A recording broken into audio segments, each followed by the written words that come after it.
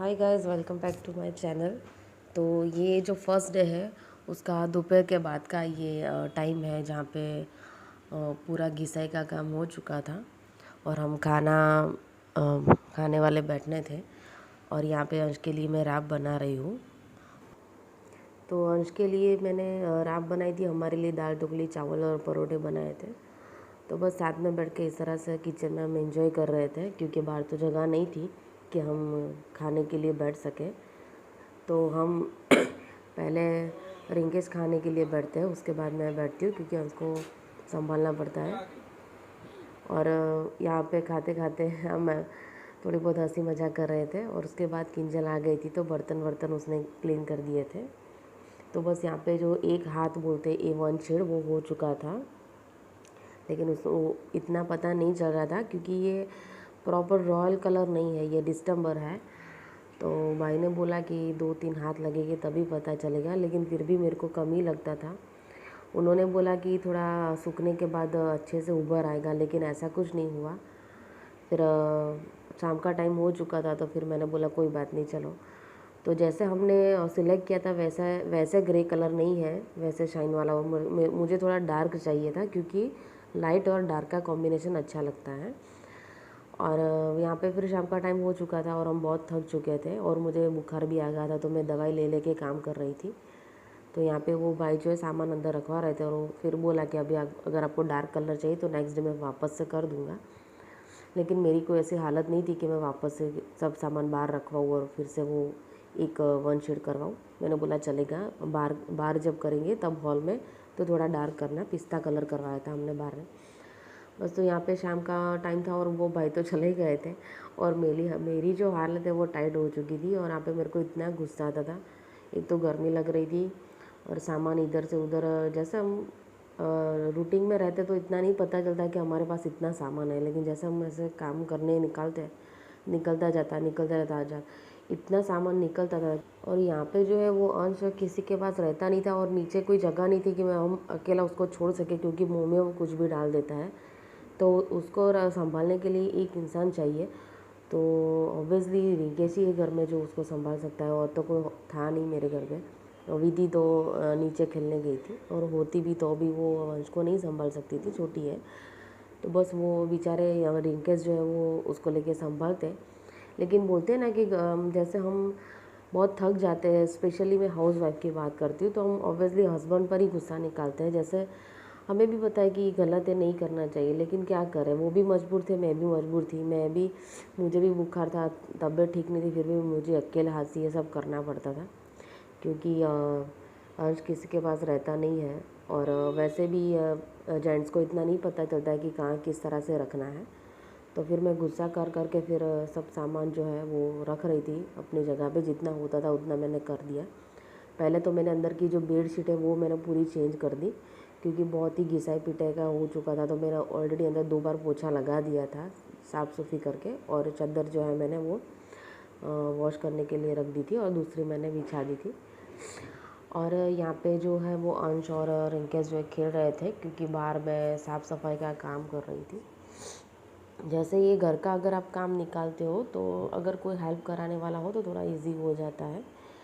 ऐसा नहीं कि हमें करना नहीं है या फिर हमें कंटाला आता है, लेकिन अगर कोई दूसरा होता है तो बहुत अच्छा लगता है। मम्मी मेरी दूसरे दिन आ गई थी जब किचन का काम था और हॉल का काम था, तो इतना पता नहीं चला था कि भाई कैसे काम स्टार्ट हुआ ख़त्म हुआ, क्योंकि दूसरे दिन तो इससे भी ज़्यादा बड़ा काम था। यानी कि इतनी छोटी छोटी चीज़ पर वो धूल जमी थी, सब वॉश करके फिर रखनी थी किचन में। तो रूम में तो इतना नहीं था सामान मेरा, फिर भी मैं अकेली करती थी तो मैं थक गई थी। तो थैंक गॉड कि मम्मी आ गई सही टाइम पे, अदरवाइज़ मेरी हालत और टाइट हो जाती, क्योंकि बैक टू बैक मेरे घर पे फंक्शन था। क्योंकि 2 दिन के बाद अंश और रिंकेश का बर्थडे था और उसके 2 दिन के बाद गणपति जी 19 तारीख को आ रहे थे। तो हमें बीच में थोड़ा भी टाइम नहीं मिला कि भाई हमें थोड़ा भी रेस्ट मिले। और मम्मी सही टाइम पे आ गई थी तो मेरा जो काम है थोड़ा बहुत इजी हो गया। बस ये यहाँ पे जो मेरे वहाँ वैसे मालिये नहीं दिए है, बस ऐसे एक तरह से छाजली टाइप बोलते हैं वो दिया है, कि पता नहीं हिंदी में उसको क्या बोलते हैं। तो छोटी छोटी चीज़ें वो ऊपर हम रख सकते हैं, बड़ी चीज़ नहीं आ सकती है। और मेरा जो पलंग बेड है, डबल बेड, वो स्टोरेज वाला है। तो मेरा जो डबल बेड है वो पूरा भरा पड़ा है। और यहाँ पे जो सामान दिखाई देता है वो एक्चुअली बड़ा वाला टेडी बियर मेरी जो बहन है छोटी वाली, उसने मेरे को शादी में एज अ गिफ्ट दिया था, क्योंकि मैं टेडी बियर की तरह लग रही हूँ। पहले मुझे सब यही बोलते थे, मोटी मैं पहले से ही हेल्दी हूँ, तो उसको बहुत शौक था। तो बहुत ही बड़ा मेरी साइज़ का उसने टेडी बियर दिया, तो मैंने उसको पैक करके इस तरह से ऊपर रख दिया, क्योंकि नीचे अगर होता तो उसकी शक्ल बिगड़ जाती। और विधि के सारे खिलौने ही है और मेरे घर में कुछ नहीं है, खिलौनों के अलावा कुछ भी नहीं है। और आप दीवार देख सकते हो बाहर का, अभी पेंट नहीं हुआ है, कैसी विधि ने की थी, कोई जगह बाकी नहीं रहने दी थी उसने। और पेंसिल से घिस के उसने पूरा स्प्रेड किया, यानी पूरा काला काला दिखता है। तो करवाना ही पड़ा, क्योंकि अगर घर में आप पेंट नहीं करवाते हो तो बहुत ही नेगेटिविटी आती है। जैसा आपका घर रहता है वैसे ही आपका स्वभाव भी वैसा ही हो जाता है। तो ये पूरा जो हमारा पैसेज एरिया है, मैंने वो आपको दिखाया आगे। तो बाहर का पूरा किचन का पूरा सामान निकाल के हमने इस तरह से रख दिया है। और जो माली वाले जो बर्तन बीड़े वीड़े सब होते हैं, तो वो तो किचन में हम खाना बनाते तो बहुत ही ऐसे चिकने हो जाते हैं, मिट्टी वाले। तो मैं जब अंश पेट में था प्रेगनेंसी के टाइम से मैंने वो नहीं किया था, तो वो बाकी रह गए थे, क्योंकि काम निकालने वाला था, इसके लिए बाकी रहने दिया था। और शाम का ये टाइम है जहाँ मम्मी आ गई है, तो सब खाना बना के मम्मी लेके आई थी घर से, कि उसको पता है कि वहाँ पे किचन खाली नहीं होगा और हम लोग भूखे ही होंगे। तो थोड़ा बना के लाई थी, थोड़ा वहाँ पे पड़ा था, क्योंकि मेरी मम्मी भी वर्किंग वूमन है, तो वो भी काम करके बेचारी सब लेके मेरे लिए इतने दूर आई। तो वही बहुत बड़ी बात है, कोई नहीं चाहता है इस तरह से।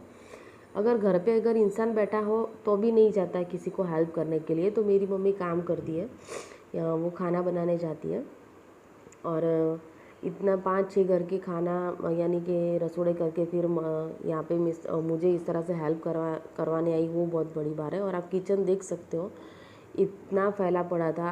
इतना तो वीडियो में नहीं मैं आपको क्लोजली मैंने शूट किया है, लेकिन अगर आप नज़दीक से देखो तो इतना गंदा था और इतना काम था कि कोई भी इंसान टेंशन में आ गया। बस तो फिर यहाँ पे मम्मी हेल्प करवा रही है।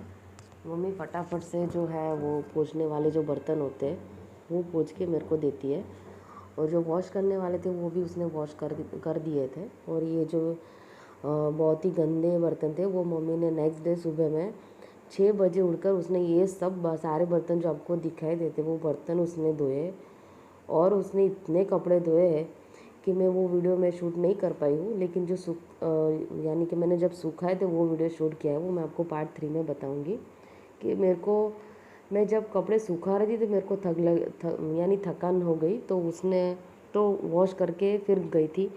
6 बजे उठने ये सब किया था और 8 बजे तो निकल गई थी। 2 घंटे में उतना काम कर दिया था। और अभी भी आप देख सकते हो कि कितनी एक्टिव है, लगता नहीं है कि 4 बच्चों की मम्मी। तो बस यहाँ पे हम किचन का मैं आपको पहले का लुक बता रही हूँ, जब मम्मी जस्ट आई थी और किचन की ये हालत थी। और वो लोग सब सामान ऐसे ही रख के चले गए थे सब अंदर। और सब यहाँ पे मम्मी आएगी थी, तो फिर हमने चाय नाश्ता करके फिर 7:30-8 बजे हमने काम यानी 6:30 आई थिंक 6:30 बजे हमने काम स्टार्ट कर दिया था। और रात को 11 बजे हम फ्री हो गए थे। वैसे तो मुझे पूरा वीक काम करना पड़ा, थोड़ा थोड़ा निकलता जाता है। तो नेक्स्ट व्लॉग के अंदर मैं आपको पूरा जो पेंट किस तरह से किया वो दिखाऊंगी, और आगे का जो मैंने क्लिप रिकॉर्ड किया है। तो thank you so much for watching.